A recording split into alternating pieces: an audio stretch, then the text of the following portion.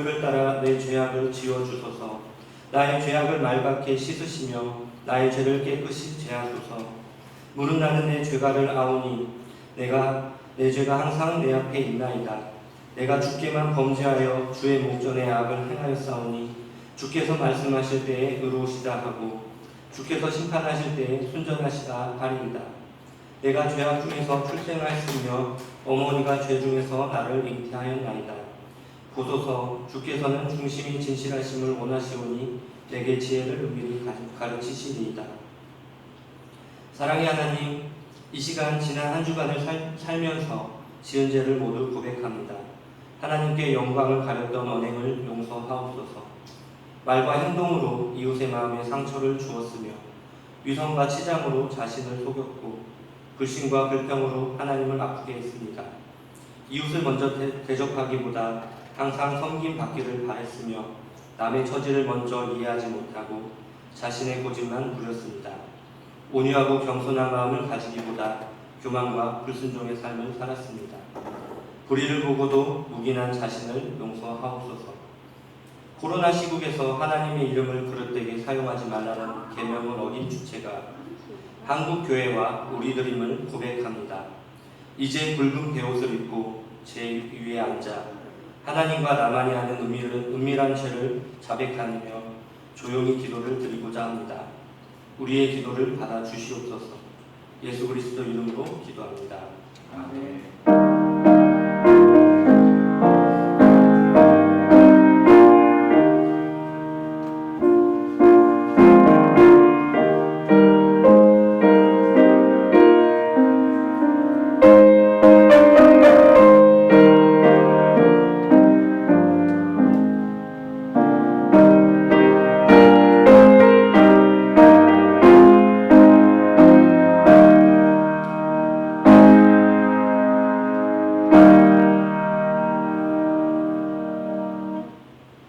전능하사 전지를 만드신 하나님 아버지를 내가 믿사오며 그 외아들 우리 주 예수 그리스도를 믿사오니 이는 성령으로 잉태하사 동정녀 마리아를 선하시고 본디오 빌라도에게 고난을 받으사 십자가에 못 박혀 죽으시고 장사한 지 사흘 만에 죽은 자 가운데서 다시 살아나시며 하늘에 오르사 전능하신 하나님 우편에 앉아 계시다가 저리로서 산자와 죽은 자를 심판하러 오시리라.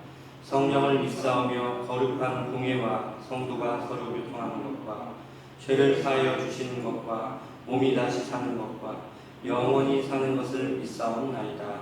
아멘.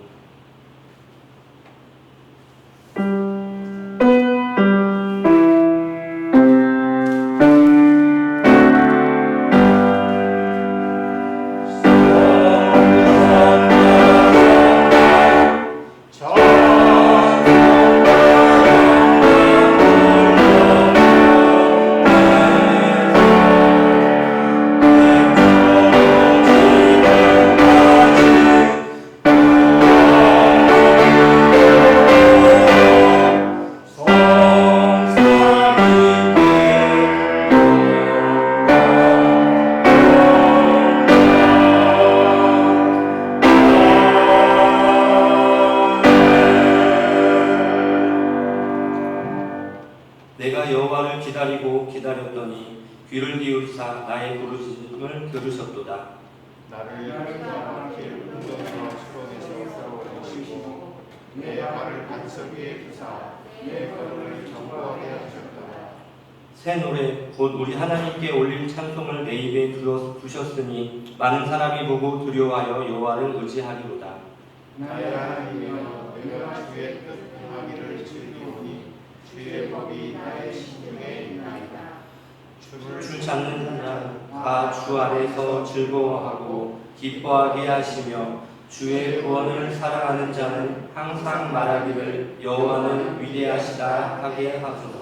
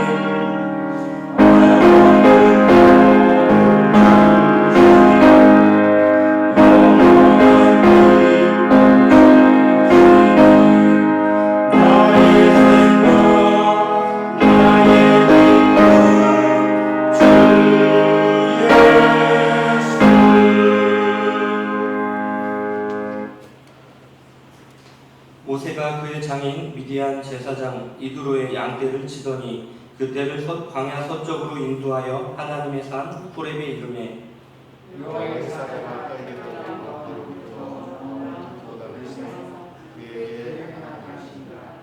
그가 보니 떨기나무에 불이 떴으나 그 떨기나무가 사자에게 열리니라.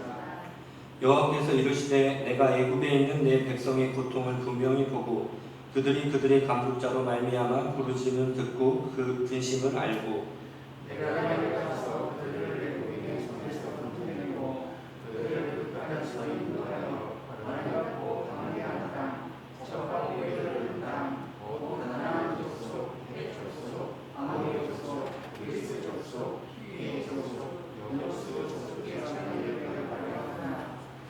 하나님이 이르시되 내가 반드시 너와 함께 있으리라. 내가 그 백성을 애굽에서 인도하여 낸 후에 너희가 이 산에서 하나님을 섬기리니 이것이 내가 너를 보낸 증거니라.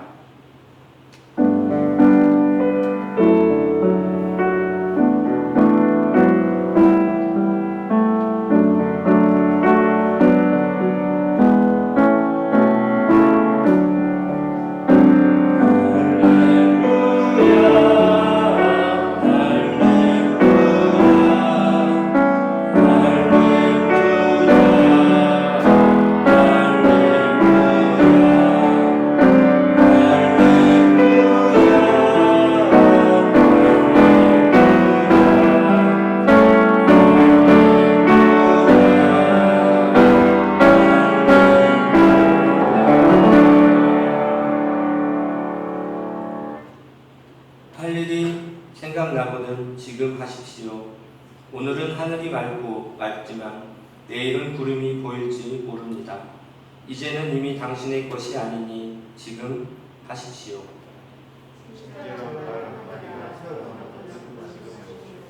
사랑하는 사람이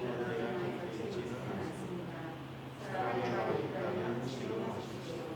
미소를 짓고 싶다면 지금 웃어 주십시오. 당신의 친구가 떠나기 전에 장미가 피고 가슴이 설렐 때 지금 당신의 미소를 보여 주십시오. 불러야 할 노래가 있다면 지금 부르십시오. 당신의 혀가 잡으면 노래를 부르기에 너무나 많습니다. 당신의 노래를 지금 부르십시오.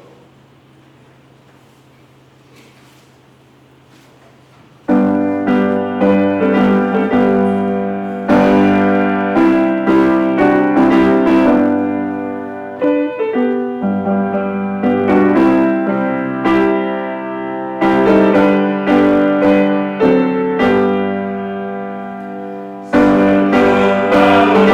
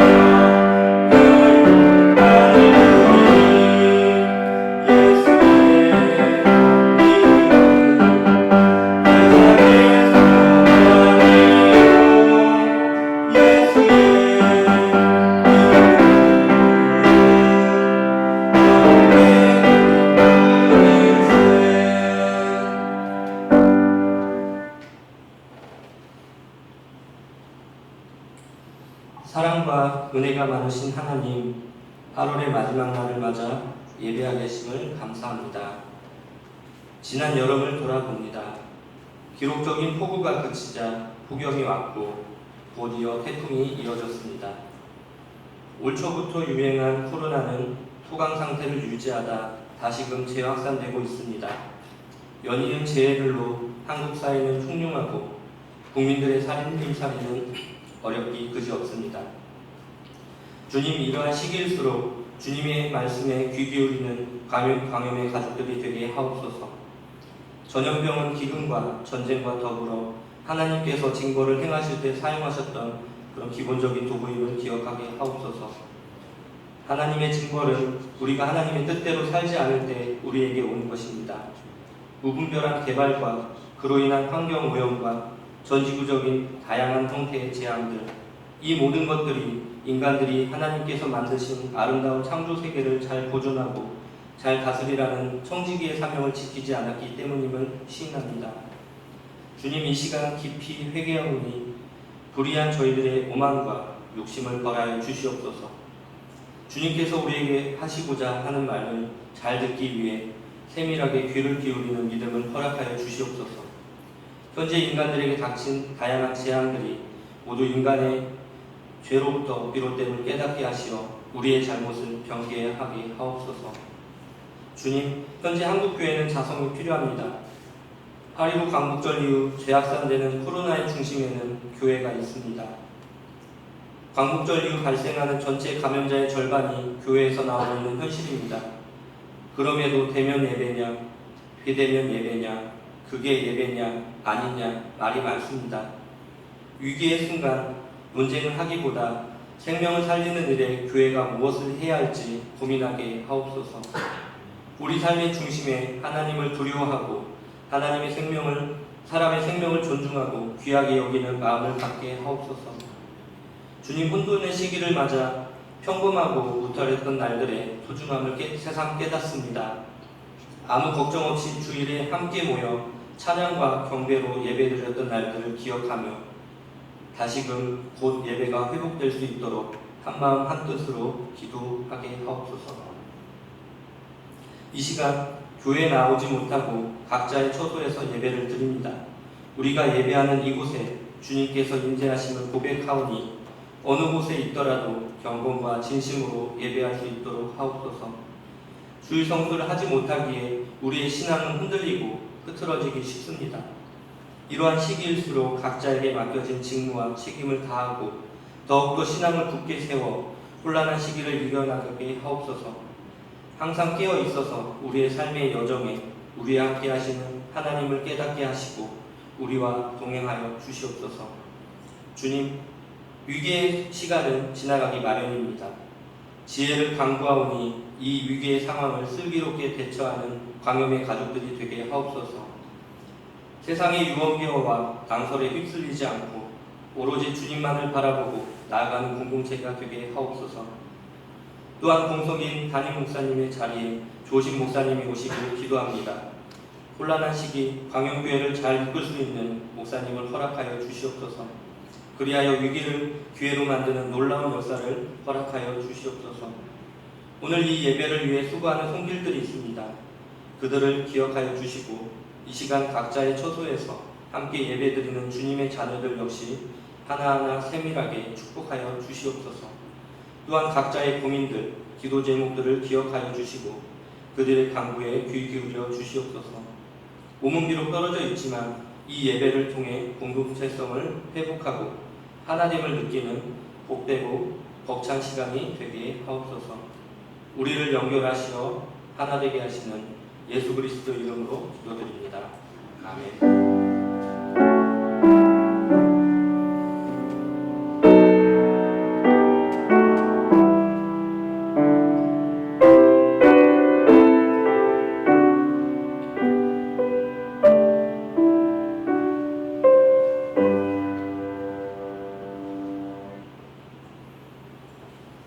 성령께서 우리에게 하시는 말씀을 들으십시오. 오늘 말씀은 역대하 7장 11절에서 16절 말씀, 마태복음 16장 15절에서 18절의 말씀입니다.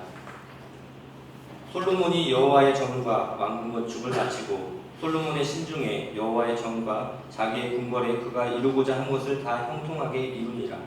밤에 여호와께서 솔로몬에게 나타나사 그에게 이르시되 내가 이미 내 기도를 듣고 이곳을 택하여 내게 제사하는 성전을 삼았으니 혹 내가 하늘을 닫고 비를 내리지 아니하거나 혹 메뚜기들에게 토산을 먹게 하거나 혹 전염병이 내 백성 가운데 유행할 때에 내 이름으로 일컫는 내 백성이 그들의 악한 길에서 떠나 스스로 낮추고 기도하여 내 얼굴을 찾으면 내가 하늘에서 듣고 그들의 죄를 사하여 그들의 땅을 고칠지라.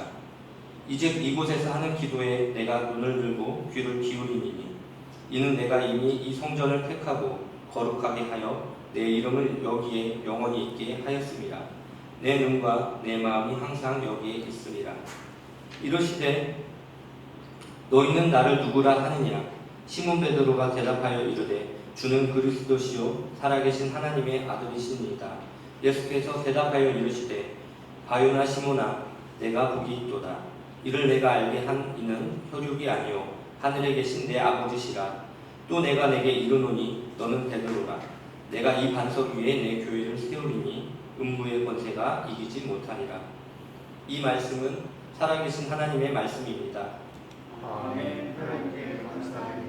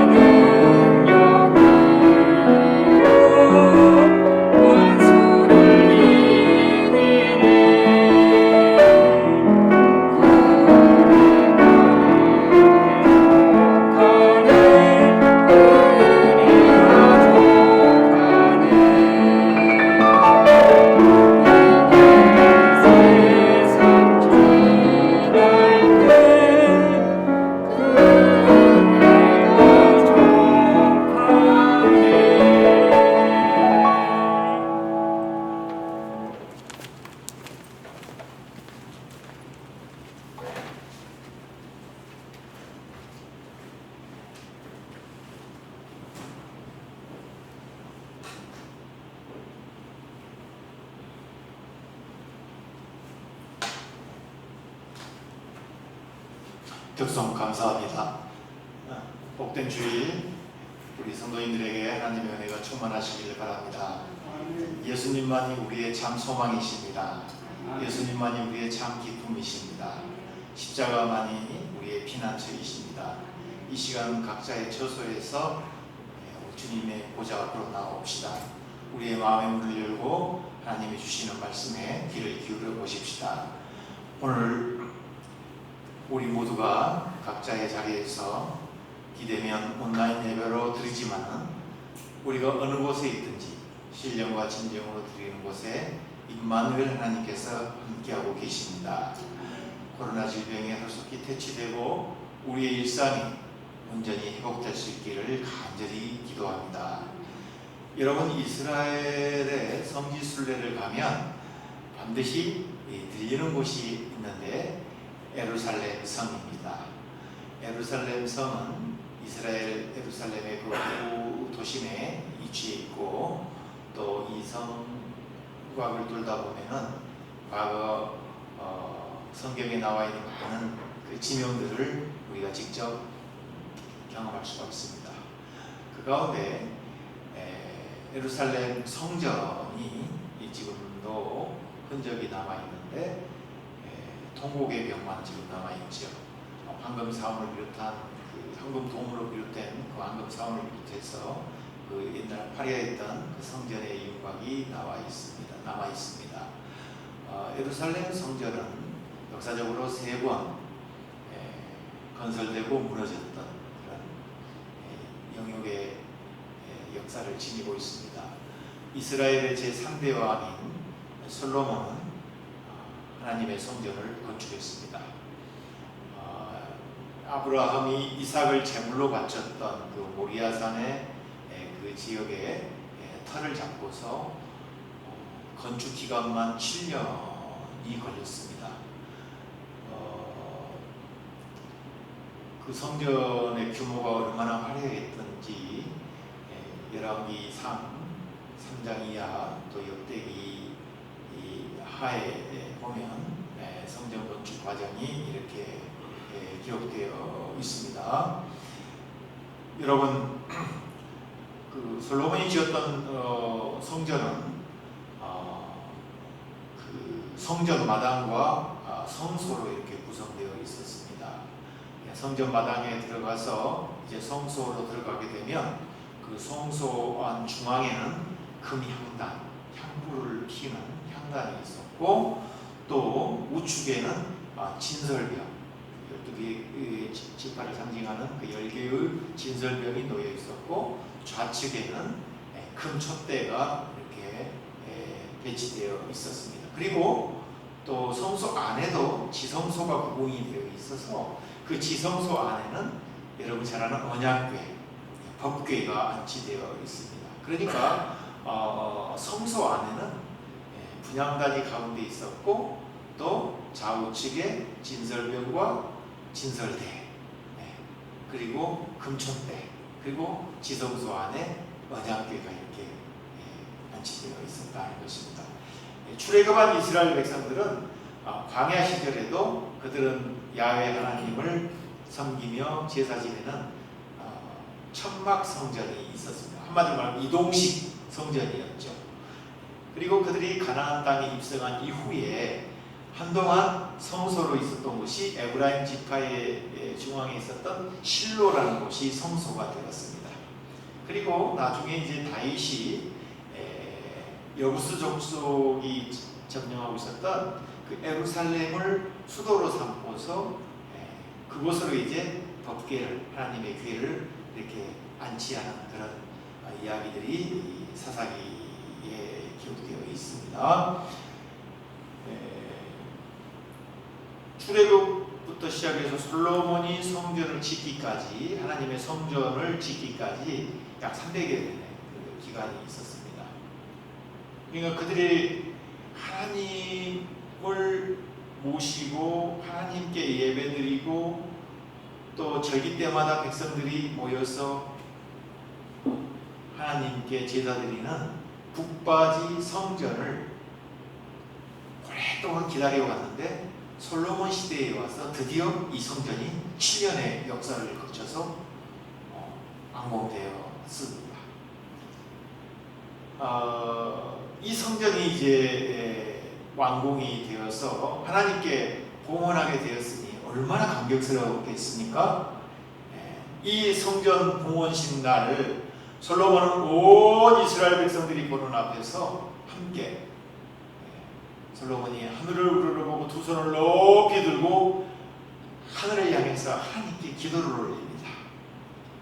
솔로몬이 성전 봉헌식 때 드린 기도는 역대하 우리 오늘 7장 그 앞장에 또 열왕기상 8장에 이렇게 나와 있습니다. 저는 이 솔로몬이 성전 봉헌식 때 드린 이 기도문을 자주 이렇게 묵상하고 하는데 이 기도문 중에 이 구절이 참으로 가슴을 울립니다. 하나님이 참으로 땅에 거하시리이까 하늘과 하늘들의 하늘이라도 주를 용납하지 못하겠거늘 하물며 내가 건축한 이 성전이오리이까. 그러니까 하나님께서 어떻게 제가 지은 이 건축물 안에만 갇혀 계시겠습니까? 하나님이라고 하시면 하늘의 하늘도 하나님을 감당하지 못하겠거늘 어떻게 인간이 지은 내가 지은 이 조그만 성전에 하나님이 거기에 갇혀 계시겠습니까? 그렇지만은 백성들이 이 성전에 나와서 하나님께 기도하고 하나님께 예배할 때에 하나님 백성들의 기도를 들어주시고 그들에게 은혜를 베풀어 달라고 솔로몬은 간절히 성전 봉헌식 때 그렇게 기도했습니다. 역대하 6장 28절에 보면 이런 이야기가 있습니다. 만일 이 땅에 기근이나 전염병이 있거나 곡식이 시들거나 가무기가 나거나 메뚜기나 혼충이 나거나 적국이 와서 성읍들을 에워싸거나 무슨 재앙이나 무슨 질병이 있거나를 막론하고 한 사람이나 혹 주의 온 백성 이스라엘이 다 각각 자기의 마음에 재앙과 고통을 깨닫고 이 성전을 향하여 손을 펴고 무슨 기도나 무슨 간구를 하거든 하나님이여 이들의 기도를 들어주시옵소서. 그리고 그 재앙을 거두어 주십시오. 이런 기도를 솔로몬은 성전 봉헌식 때 했던 것입니다. 그리고 오늘 우리의 설교의 본문인 역대하 7장은 솔로몬이 봉헌식 때 드린 이 기도에 대한 하나님의 응답이에요. 하나님께서 12절부터 14절 우리가 읽은 그 말씀 뭐라고 하나님께서 응답하시는지 눈으로 한번 보시기 바랍니다. 여러분 집에서 또 각자 처소에서 오늘 성경 말씀 펴놓고 하나님께서 응답하시는 내용입니다. 밤에 여호와께서 솔로몬에게 나타나사 그에게 이르시되 내가 이미 내 기도를 듣고 이곳을 택하여 내게 제사하는 성전을 삼았으니 혹은 내가 하늘을 닫고 비를 내리지 아니하거나 혹 메뚜기들에게 토산을 먹게 하거나 혹 전염병이 내 백성 가운데 유행하게 할 때에 내 이름으로 일컫는 내 백성이 그들의 악한 길에서 떠나 스스로 낮추고 기도하여 내 얼굴을 찾으면 내가 하늘에서 듣고 그들의 죄를 사하고 그들의 땅을 고칠지라. 여러분 우리 모두는 지금 이러한 심정으로 하나님께 기도하고 계신 줄 믿습니다. 우리의 잘못을 회개하고 우리가 가던 길에서 돌이켜서 하나님의 얼굴을 찾는다면 하나님께서는 이 땅의 기근, 이 땅의 전염병, 이 땅의 재앙을 거두시고 이 땅을 치유하고 고치시겠다는 것입니다. 코로나 감염증 확산으로 우리의 일상이 많은 제약을 받고 있습니다. 또 이 질병으로 고통당하는 많은 사람들이 있습니다. 우리도 언제 감염될지 모르는 위험에 노출되어 있습니다. 이럴 때 우리가 어떻게 행동해야 하고 하나님 앞에 매달려야 되겠습니까? 정말 그리스도인이라면 솔로몬의 기도처럼 우리도 무슨 재앙이나 무슨 질병이 있거나 하속히 이 재앙이 사라지게 해주십시오라고 간절히 기도하고 계실 줄로 믿습니다. 또 하나님께서는 전염병이 유행하게 할 때에 그들의 땅을 고칠지라고 약속하십니다. 그런데 조건이 있습니다. 우리가 악한 길에서 떠날 때에 우리의 죄를 사하시고 우리가 살고 있는 이 땅을 고칠 것이라고 하나님은 약속하십니다. 지금 우리는 숨가쁘게 달려온 우리의 일상을 잠시 멈추고 우리가 살아온 삶의 방식을 반성해야 할 시기입니다. 우리의 잘못을 통회하고 잡아가는 심정으로 옷을 찢지 말고 가슴을 찢어 하나님 앞에 통회하고 잡아가는 심정으로 회개하고 우리의 삶을 다시 한번 새롭게 고치겠다고 다짐하는 그러한 시기입니다. 코로나 사태로 한국 교회와 그리스도인들에 대한 시선이 곱지 않습니다. 지난 24일 모 일간지 신문에 교회로부터 거리두기란 기사가 실렸습니다. 교회로부터 거리두기. 그럼 제목부터 좀 도전적이지 않습니까? SNS나 인터넷에는 백성들이 장학계나 교인 조심 이런 말까지도 지금 돌고 있습니다. 그 일간지 기사에 이런 구절이 있습니다. 한국교회가 세속도시의 한 성소가 아니라 업소가 되어버린 느낌이다. 그렇게 그 기자는 썼습니다. 그 기자도 그리스도인이에요. 부모님 때부터 이렇게 그리스도인이었다고 고백합니다. 억울한 면도 있겠지만 이거는 뼈아픈 채찍이 아니겠습니까? 물론 대다수 교회와 그리스도인들은 현재의 상황에서 국가 방역 지침을 철저하게 준수하며 지키려고 노력하고 있습니다. 특별히 우리 한국 기독교 장로회, 우리 교단은 앞장서서 사회의 이러한 어려움 속에서 빛과 소금이 되기 위해서 노력하고 있습니다. 오늘 우리 광양교회도 이 텅 빈 교회당에서 이렇게 온라인으로 드리고 있지 않습니까? 1895년 콜레라가 서울에 퍼져가지고 많은 사람들이 목숨을 잃었습니다. 지금 의학이 발달해서 이 질병에 대해서는 치료하는 방법이 있지요. 당시만 해도 의료가 불비하고 해서 콜레라 걸리면 많은 사람들이 목숨을 잃었어요. 당시 조정은 이 콜레라 걸린 사람들은 선교사들이 세운 병원을 찾아가라 그렇게 서울 곳곳에 방을 붙였어요. 대작으로 붙였단 말이에요. 당시 장덕의 선교사로 이렇게 파송된 언더우드 목사 부부를 비롯해서 선교사로 와 있던 많은 분들이 이 전염병으로 죽어가는 많은 시민들을 돌보고 치료하고 있었어요. 그런데 일손이 너무 부족해. 밀려드는 이 환자들을 돌볼 수가 없었어요.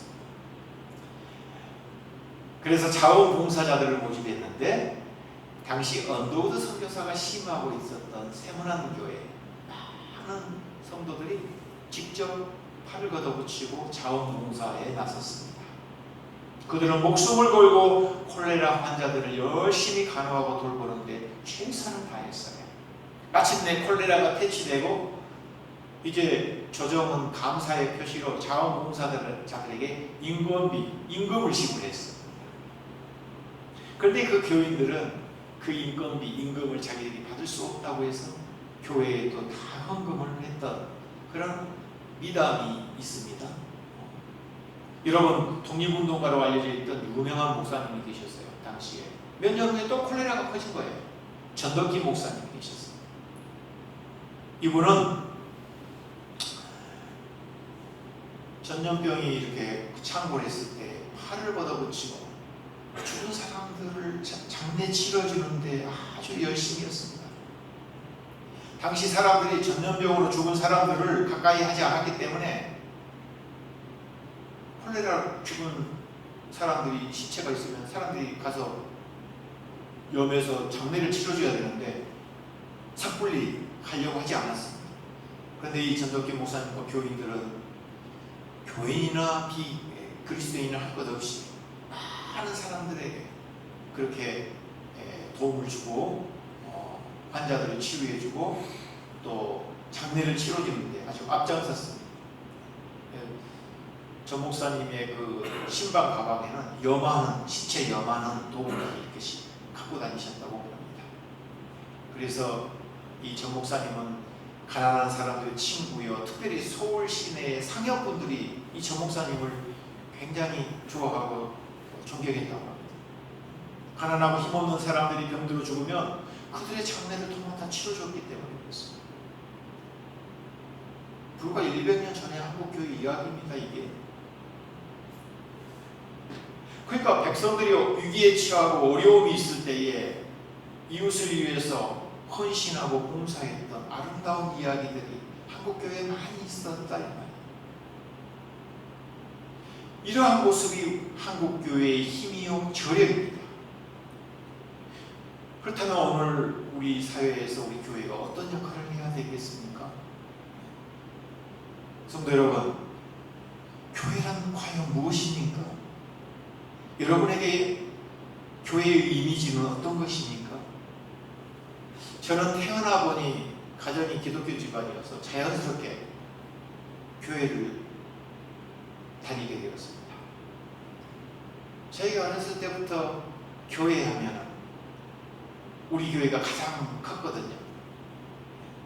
뼈조반 첨탑, 십자가, 그 다음에 교회당 축소, 이런 생각이 납니다.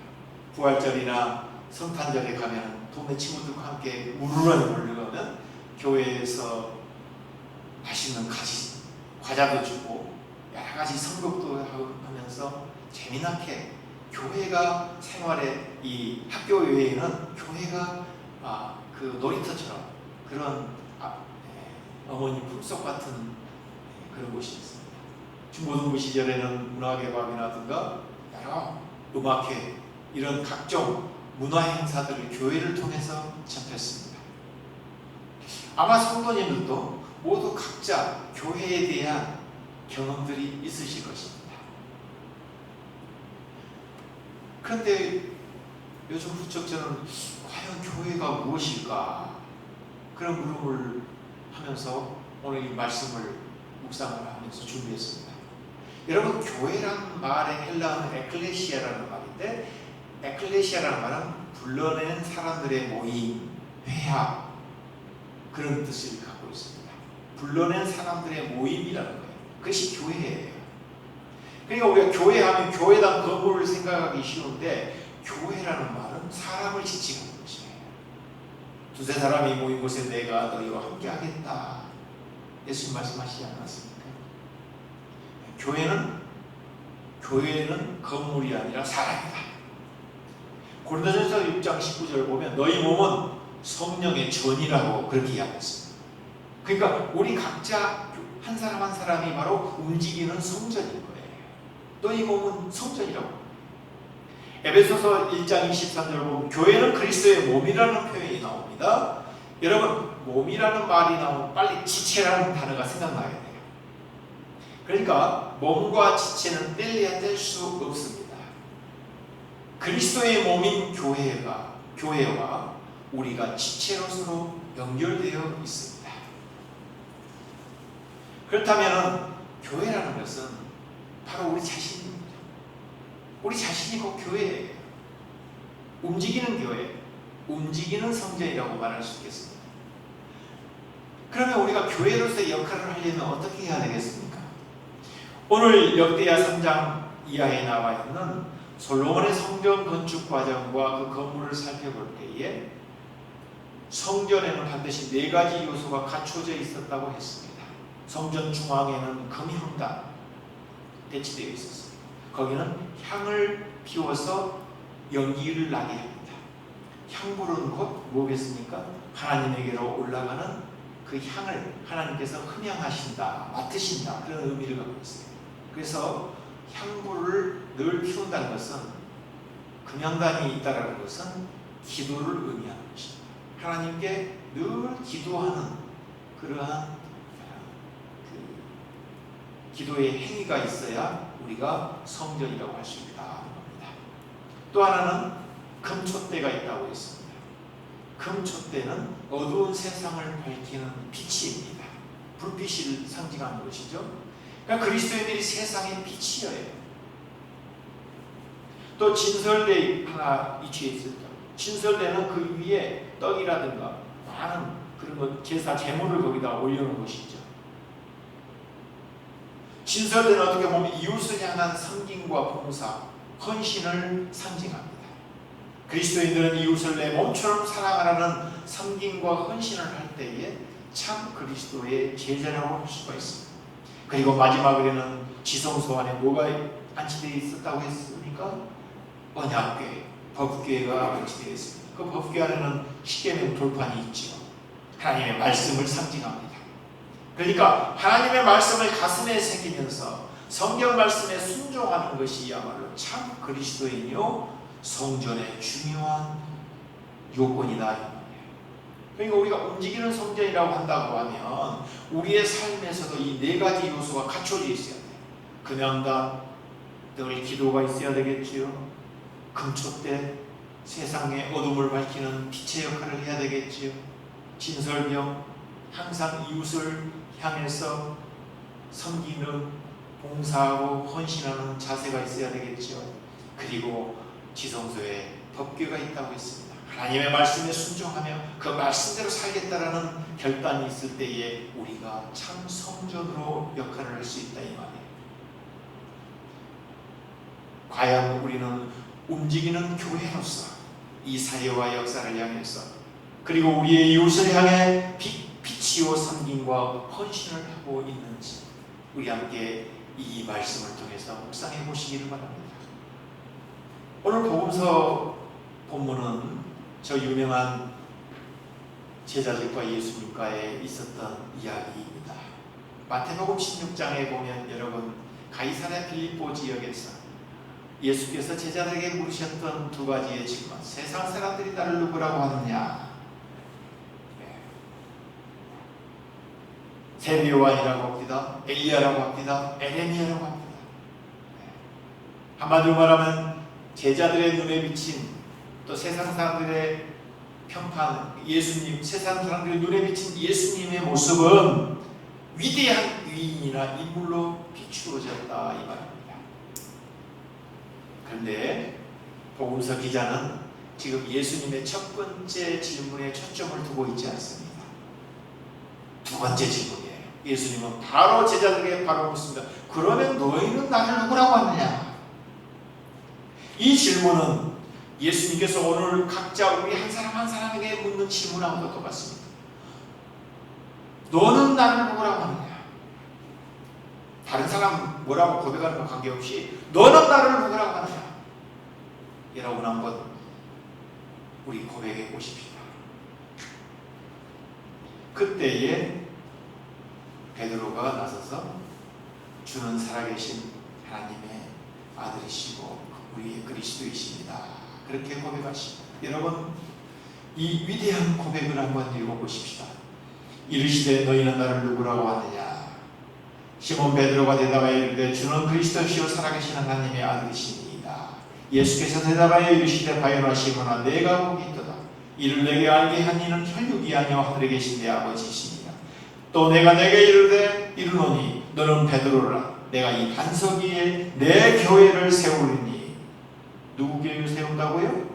내 교회를 세우리니 음부의 권세가 이기지 못하리라. 주는 누구라고요? 그리스도시요. 예수님은 그리스도시요. 우리의 구주라는 거예요. 우리의 큐리오스. 큐리오스라는 것은 주라는 말이에요. 여러분 이 본문, 이 대화가 평범한 것 같지만 이 지역이 어디입니까? 가이사랴 빌립보예요. 가이사랴 빌립보는 당시 이 지역을 다스리던 헤롯 빌립이 세운 도시예요. 가이사랴 어떤 말입니까? 가이사랴 로마 황제의 칭호예요. 빌립보는 자기 이름을 붙였어요. 그래서 가이사랴 빌립보라고 도시 이름을 지었어요. 가이사랴 황제의 이름이 붙인 도시 지명은 황제의 도시다 그 말이에요. 당시 로마 제국 시대에 여러 식민지에서는 로마 황제가 주예요. 우리의 생명을 지켜주고 우리에게 의식주를 해결해 줄 수 있는 주는 바로 로마의 황제다 이 말이에요. 그 로마의 황제의 도시에서 너는 나를 누구라고 하느냐? 당신만이 우리의 주다 이 말이에요. 저 로마 황제가 우리의 주가 아니고 우리가 노예가 아니고 당신이 우리의 길이었다. 우리의 주님이시다. 이거 엄청난 고백인 거예요. 세상의 풍조를 따라가는 것이 아니에요. 세상 사람들이 다 황제를 우러러보고 그 앞에 절하면서 신으로 모시는 황제가 우리의 신이 아니고 당신이 우리의 주다 이거예요. 그리고 당신은 진정으로 하나님의 살아계신 아들이다 이거예요.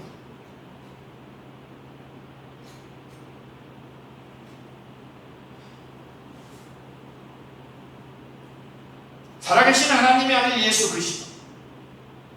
이 고백이 분명해야만 진정으로 우리는 주님의 교회를 세울 수 있습니다. 그리하여 주님은 베드로의 고백을 들으신 후에 마태복음 16장 18절에 내 교회를 세우리니 그랬어요. 교회는 오직 주님께 속해 있습니다. 교회의 머리는 주님이셔요. 어느 목사의 교회가 아니에요. 어느 장로의 교회도 아니에요. 어느 건물주의 소유가 아니다 이 말이에요. 내가 이 교회를 세우는데 아무리 건축 업무를 많이 했어도 그건 하나님께 드리는 것이지 사람의 소유가 아니다 이 말입니다. 이럼에도 불구하고 기업 세습하듯이 교회를 세습한다거나 건물을 매입하거나 매도할 때 프리미엄을 받고 권리금을 받아 챙기는 모습들은 모 일간지 앞에 기자가 지적했듯이 그런 성소가 아니라 업소가 되어버렸다. 그런 형태는 참 교회의 모습이라고 볼 수 없습니다. 결코 교회는 사적 소유물이 아니다. 오직 주님의 것이다. 우리 이 고백을 반드시 해야 합니다. 이제 명심해야 합니다. 우리가 이러한 사실을 망각하고 교회를 사유화하려고 할 때에 하나님의 무서운 심판이 기다리고 있다는 사실을 우리가 기억해야 합니다. 그래서 우리는 늘 하나님 말씀 앞에서 겸손하고 하나님을 두려워할 줄 알아야 하는 것이에요. 교회가 무엇입니까? 교회는 하나님께서 우리를 특별한 은총으로 만나 주시는 장소입니다. 하나님께서는 교회를 세우시고 복음의 포부를 맡겨주셨습니다. 하나님께서 일찍이 광역교회를 세우시고 광역교회의 복음의 포부를 맡겨주셨어요. 그리고 성도들이 다 믿음의 목표에 이르도록 교회를 통해서 오늘도 인도하고 계시는 것입니다. 역대하 7장 15절에서 16절 오늘 우리 본문 말씀입니다. 이제 이곳에서 하는 기도에 내가 눈을 들고 귀를 기울이리니 이는 내가 이미 이 성전을 택하고 거룩하게 하여 내 이름을 여기에 영원히 있게 하였으니라. 내 눈과 내 마음이 항상 여기에 있으리라. 임마누엘 하나님이십니다. 여러분, 솔로몬이 성전을 건축하고 하나님께 그렇게 간절한 기도를 했는데 하나님께서 솔로몬은 뭐라고 했어요? 하늘의 하늘들이라도 하나님을 감당할 수 있겠습니까만 하물며 내가 이 땅에 지은 이 건물에 하나님을 내가 모실 수 있겠습니까? 그런 기도를 했을 때에 하나님께서는 그 기도를 기뻐 받으시고 뭐라고 합니까? 내 눈과 내 마음이 항상 네가 지은 그 건물이 있겠다 약속하십니다. 오늘 우리 말로 하면은 내가 항상 광역교회 이곳에 있겠다. 내 마음과 내 눈이 항상 함께 있겠다. 임마누엘 하나님이십니다. 여러분, 특별한 은총으로 날마다 나를 만나 주시고 나와 동행하시는 그 하나님을 여러분 이 시간 찬양하십시다. 하나님께 경배하십시다. 여러분, 교회는 세상의 희망이고 희망이어야 합니다. 내가 교회요 내가 그리스도인이기 때문에 희망을 주어야 한다고 생각하지 마시고 내가 희망의 사람이 될 때에 나는 그리스도에게 속한 사람이 된 줄로 믿습니다.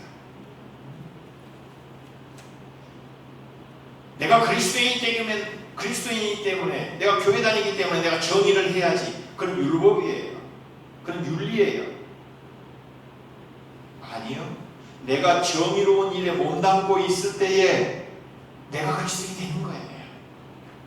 내가 평화하는 일에 몸담고 있을 때에 내가 그리스도인이 되는 거예요. 내가 그리스도인이기 때문에 정직해야지. 그건 율법이에요. 내가 정직한 사람이고 정직한 일에 이미 몸담고 있을 때에 내가 그리스도인이고 나는 교인인 거예요. 성도 여러분, 우리 모두 생명력 넘치는 교회가 되어서 우리와 늘 함께 동행하시는 임마누엘 하나님을 오늘도 의지하며 이 어려운 시기를 잘 극복해 나갈 수 있기를 축원합니다. 우리 함께 이 말씀 침묵으로 묵상하면서 기도하겠습니다.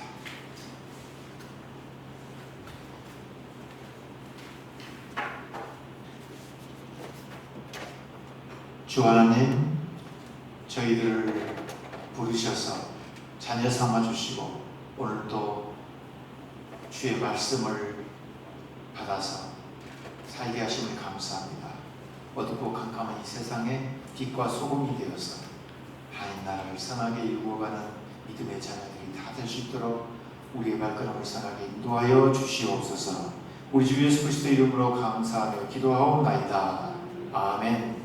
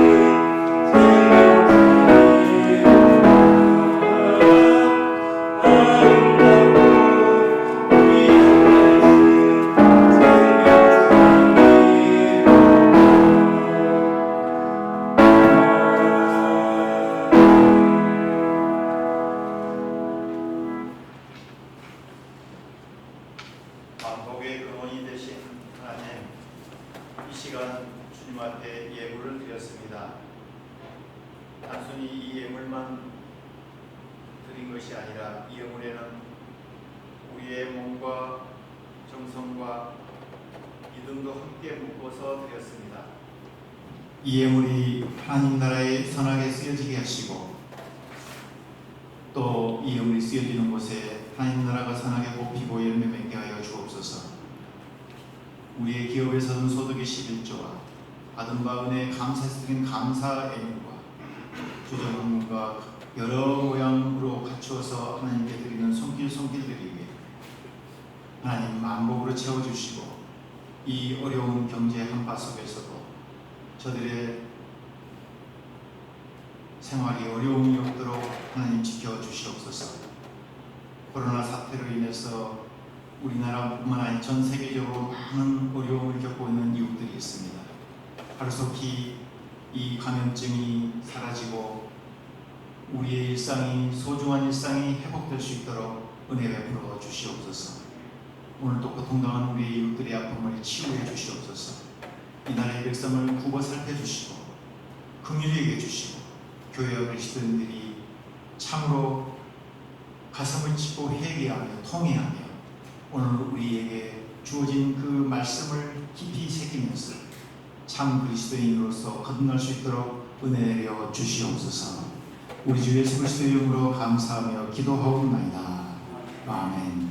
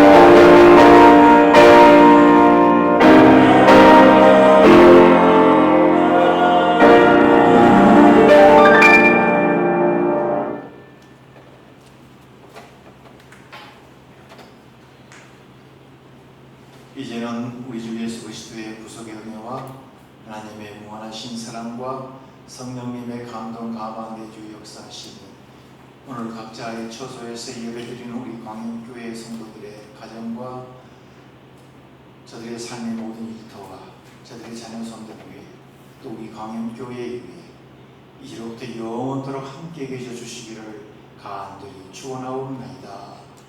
아멘.